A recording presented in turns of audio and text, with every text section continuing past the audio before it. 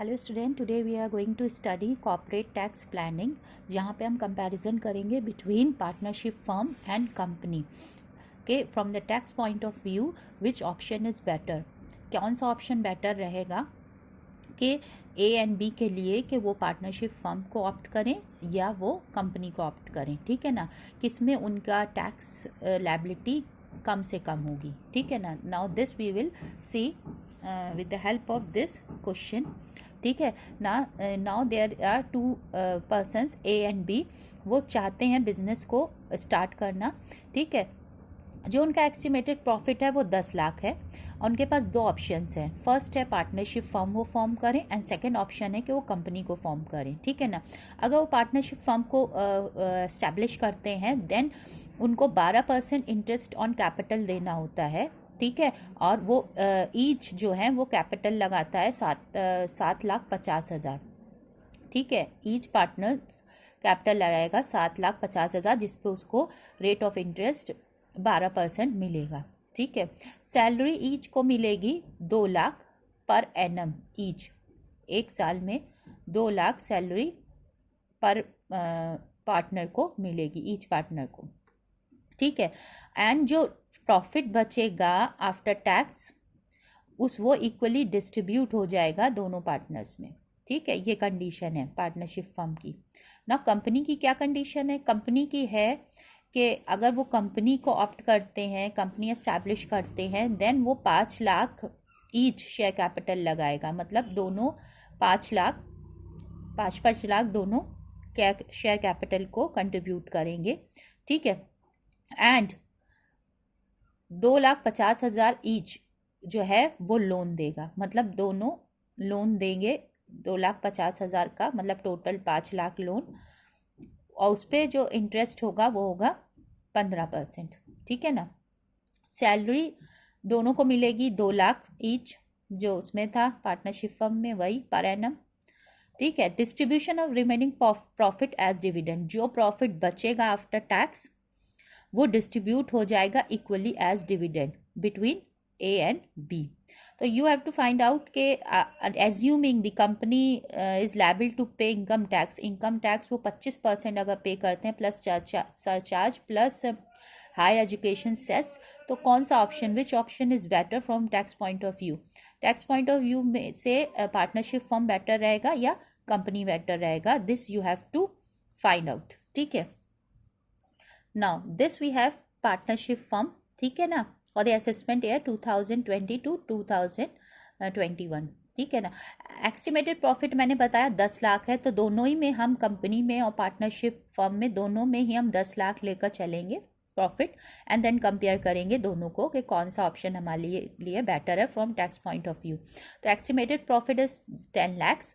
इसमें से जो इंटरेस्ट है वो पार्टनर्स को जो मिल रहा है उनकी कैपिटल पर, ठीक है ना। उन्होंने कैपिटल कितनी लगाई है? उन्होंने कैपिटल लगाई 7,50,000 ईच ने कैपिटल लगाई है, तो हमारी यहाँ पे आ गई 15 लाख टोटल कैपिटल। उस पर इंटरेस्ट 12%, कितना गया? 1,80,000 इंटरेस्ट डिडक्ट हो गया, तो बुक प्रॉफिट हमारा आ गया 8,20,000, ठीक है ना। इसमें से बुक प्रॉफिट में से रेम्यूनरेशन टू पार्टनर्स देना है, ठीक है ना। रेम्यूनरेशन हम कैसे निकालेंगे? फर्स्ट 3 lakhs पे 90%, ठीक है ना। 2,70,000 और 1.5 लाख में जो ज़्यादा होता है उसको लेते हैं एज डिडक्शन, तो हमने 2,70,000 ले लिया। फिर जो रिमेनिंग बचता है 8,20,000 में से 3 लाख को हमने डिडक्ट किया, 5,20,000 पे रिमेनिंग पे 60%, 3,12,000। तो इसको हमने जब टोटल कर लिया तो हमारा आया 5,82,000, ठीक है। इसको कंपेयर हम करेंगे उस सैलरी से जो पार्टनरशिप डीड में मेंशन है, उसमें 4 लाख है। हम क्वेश्चन में देखें कितनी मेंशन है, 2 लाख सैलरी ईच पार्टनर्स की पर एनम, तो कितनी हो गई? 4 लाख। तो 4 लाख और इसमें जो लेसर होगा वो हम लेंगे एज डिडक्शन, ठीक है, from profit and gains of business. तो यहाँ पे 4 लाख कम है, तो हम 4 लाख को एज डिडक्शन लेंगे, तो 4 लाख को हमने एज डिडक्शन लिया, ठीक है ना। तो अब रेम्यूनरेशन जब बुक प्रॉफिट में से डिडक्ट हुआ तो अब टोटल इनकम 4,20,000 आ गई। आज इस पर टैक्स हमने कितना लगाया? 30%, फ्लैट रेट से लगता है पार्टनरशिप फर्म पे। हमने जो नोट्स दिए हैं उसमें देखिए आप, अगर नहीं है तो मुझे बता दिए, मैं नोट्स प्रोवाइड कर दूँ। देन टैक्स 30% फ्लैट रेट लगेगा फर्म पे। कितना आया? 1,26,000। ठीक है। सरचार्ज नील, क्योंकि सरचार्ज के लिए 1 करोड़ अगर इनकम क्रॉस करती है तो हम सरचार्ज लगता है। ठीक है ना। नाउ सरचार्ज 12% जब लगता है, नाउ सरचार्ज नील। सेस हमने इस पे लिया 4%, तो हमारा 5,040 आ गया। ठीक है। नाउ अब जब हमने इसको टैक्स को सेस को ऐड कर दिया तो आया 1,31,040। तो ये आ गए 1,31,040, ये आ गई टैक्स लायबिलिटी ऑन फर्म। ठीक है ना। अब ना ये जो टोटल इनकम है 4,20,000, इसमें से हम ये टैक्स को डिडक्ट कर देंगे। 1,31,040 को जब इसमें से इनकम में से डिडक्ट कर देंगे तो हमारा आ जाएगा profit after tax to firm.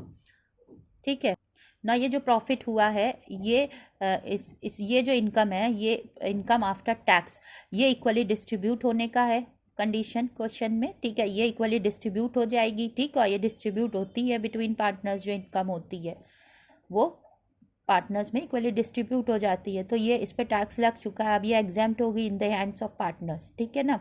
अब पार्टनर्स की हम निकालें इनकम, देन उस पर टैक्स लायबिलिटी क्या हो रही है। हमने फर्म की तो निकाल ली, अब हम पार्टनर्स की निकालेंगे।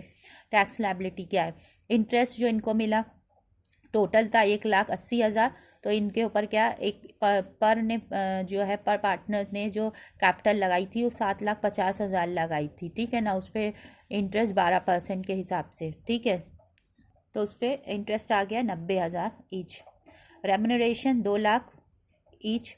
Share in firm is exempted because इस पे टैक्स पहले ही लग चुका है फर्म पे। ठीक है, प्रॉफिट पे। तो अब इन द हैंड्स ऑफ पार्टनर्स ये क्या हो गई? इनकम एग्जेम्प्ट हो गई। तो टोटल इनकम क्या आ गई पार्टनर्स की? 90,000 और 2 लाख, 2,90,000 आ गई इनकम ईच की। ठीक है। टैक्स क्या होगा? 2.5 लाख पे नील। 30,000 जो बच रहे हैं उस पर जो टैक्स होगा वो फिर हमारा रिबेट में चला जाएगा, नील। तो टैक्स नील हो गया।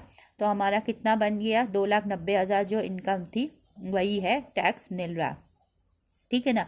नाउ अब इसमें जब हम शेयर इन फर्म, जो ये फर्म से जो ये जो फर्म का जो इनकम था आफ्टर टैक्स, ये इक्वली डिस्ट्रीब्यूट होगा। ठीक है ना। ये एग्जेम्प्टेड था क्योंकि इस पर टैक्स लग चुका था। अब इस इनकम को भी हमने पार्टनर्स की इनकम में जोड़ दिया, फर्म की इनकम को भी जोड़ दिया, जो ये इक्वली डिस्ट्रीब्यूट हो गया। तो अब हमारा 2,90,000 प्लस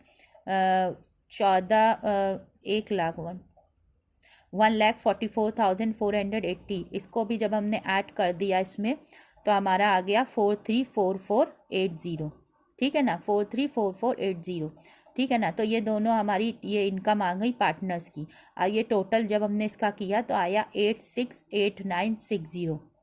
ये हमारी कितनी है? ये टोटल इनकम हो गई पार्टनर्स की जब पार्टनरशिप फर्म को एस्टैब्लिश किया।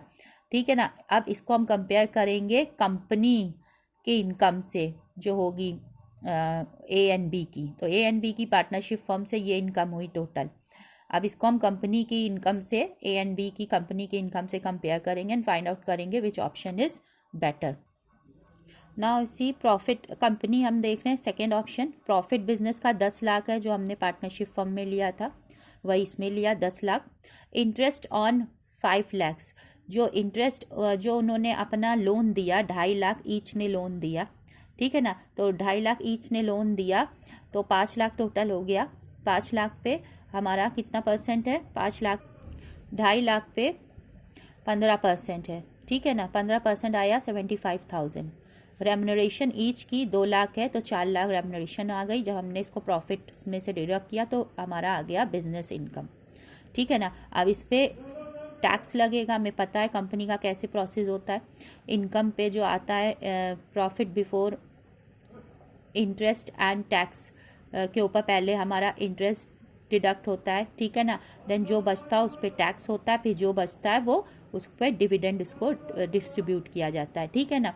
अब 25% इसमें दिया है क्वेश्चन में, 25% हमारा लगेगा टैक्स। ठीक है ना।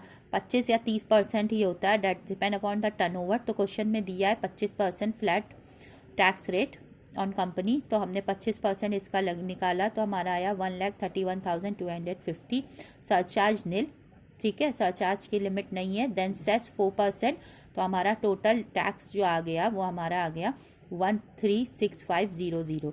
उसको जब हमने बिजनेस इनकम में से लेस कर दिया तो प्रॉफिट आफ्टर टैक्स आ गया 388500, ठीक है ना। अब इस पर डिविडेंड दिया जाएगा। क्वेश्चन में क्या है, जो इनकम बच रही है वो इक्वली डिस्ट्रीब्यूट हो जाएगी as dividend between A and B, ठीक है ना। तो अब ये डिविडेंड डिस्ट्रीब्यूट होगा 38850, और डिविडेंड डिस्ट्रीब्यूट करने से पहले हम पढ़ चुके हैं कि under section DDT dividend distribution tax under section 1150 में हम पढ़ चुके हैं कि डिविडेंड डिस्ट्रीब्यूट करने से पहले कंपनी को डिविडेंड पे टैक्स दे देना होता है। तो टैक्स ऑन डिविडेंड, यही हमारा डिविडेंड डिस्ट्रीब्यूट होगा। तो 388500 पे हमने 17.42% क्या लगाया, हमने लगाया टैक्स ऑन डिविडेंड, ठीक है। इसमें हमारा सेस इंक्लूड है, ठीक है ना, एंड टैक्स इज इंक्लूडेड, ठीक है ना। अब हमने जब इसमें लगाया ये रेट से हमने टैक्स लगाया ऑन डिविडेंड, तो हमारा कितना आया